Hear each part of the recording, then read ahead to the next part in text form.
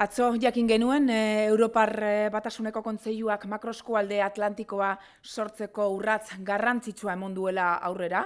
Europako Batzordeari estrategia bateratu bat lantzeko eskatu dio, 2027 urtearen erdialderako prest izan beharko duenik. Honek zer esan nahi du, egin beharreko ibilbidean aurrera goazela eta arko Atlantikoa indartzeko horren beste defendatu dugun proiektua bide honean dagoela.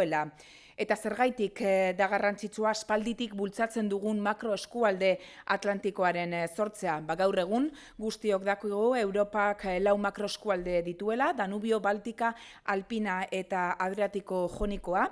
Azken urteetan arreta ekialdera eta Mediterraneoan egon dela ikusi dugu, eta guk ere asko dugu esateko, eta ekarpen baliogarriak dauzkagu Europar Batasuna indartzeko. Europako proiektuak gero eta eraso gehiago jasatzen dituen une honetan, baino beharrezkoaga da interesak batzen dituen eta mugaz gaindiko interes komuneko proiektu estrategikoak aurrera ateratzea. Hurbiltasunetik balio erantzia ekarriko dutenak eta hortik dator makroeskualde Atlantikoaren sorreraren eskaera.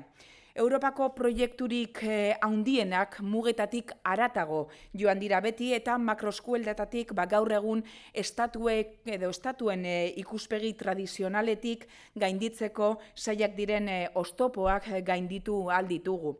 Eta zer esanik ez, horrek EAJarentzat duen garrantzia herri gisa batzen gaituelako. Egun hauetan Euskadin ere zoritzarrez ikusten dugun zarataren aurrean, hainbat egoitza eta erakunden aurkako indarkeriazko ekintzen aurrean, zeinbat alderdien gehiegikeria politikoen aurrean eta beste batzuen biktimismo interesatuen aurrean, gu jendearentzat garrantzitsuak diren gauzetara gaude, talgo Euskadin geratzen da, osasun zerbitzu publikoa hobetzeko eta etxebizitza eskuragarria izateko neurriak bideratzen ditugu, arartekoa dugu eta Euskadiren rola Europan indartzen dugu.